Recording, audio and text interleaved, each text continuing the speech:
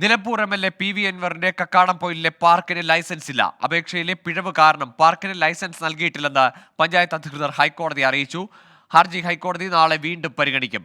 S Srikanth ചേരുന്നുണ്ട് കൊച്ചിയിൽ നിന്ന് വിശദാംശങ്ങളുമായി. ശ്രീകാന്ത്, നേരത്തെ തന്നെ ഒരു വിവരാവകാശ രേഖ ഇതുമായി ബന്ധപ്പെട്ട് പുറത്തു വന്നതാണ്. അതിൽ തന്നെ ഈ പാർക്കിന് അനുമതിയില്ല എന്നതും പുറത്തു വന്നിരുന്നു. ഈ കാര്യങ്ങളൊക്കെ തന്നെയാണോ ഇപ്പോൾ ഇന്ന് കൂടരഞ്ഞി പഞ്ചായത്തും കോടതി അറിയിച്ചത്?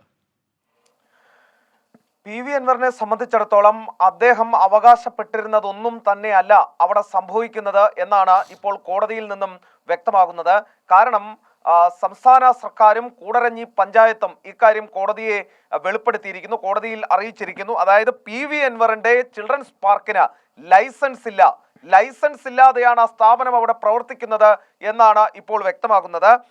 അത് മാത്രമല്ല, ടിക്കറ്റ് വെച്ച് ഈ ആളുകളെ അവിടെ പ്രവർത്തിപ്പിക്കുന്നുണ്ടോ എന്നൊരു ചോദ്യം കോടതിയുടെ ഭാഗത്തുനിന്നും വന്നിട്ടുണ്ട്. അത് സംബന്ധിച്ച് വിവരം അറിയിക്കാനും കോടതി ചൂണ്ടിക്കാണിക്കുകയും ചെയ്തു.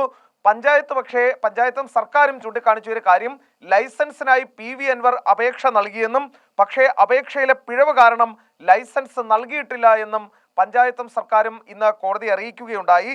ലൈസൻസ് ഇല്ലാതെ എങ്ങനെയാണ് ഈ സ്ഥാപനം പ്രവർത്തിക്കുന്നത്, ഈ പാർക്ക് പ്രവർത്തിക്കുന്നത് എന്ന് കോടതി തിരികെ ചോദിക്കുകയുണ്ടായി. കൃത്യമായ മറുപടി നാളെ നൽകണം എന്നാണ് സർക്കാരിനോടും പഞ്ചായത്തിനോടും ആവശ്യപ്പെട്ടത്. നാളെ ഈ ഹർജി വീണ്ടും പരിഗണിക്കുന്നുണ്ട്. ആ ഘട്ടത്തിൽ ലൈസൻസ് ഇല്ലാതെ ഈ പാർക്ക് എങ്ങനെ പ്രവർത്തിക്കുന്നു എന്നതിൽ സർക്കാർ മറുപടി നൽകിയേ തീരൂ.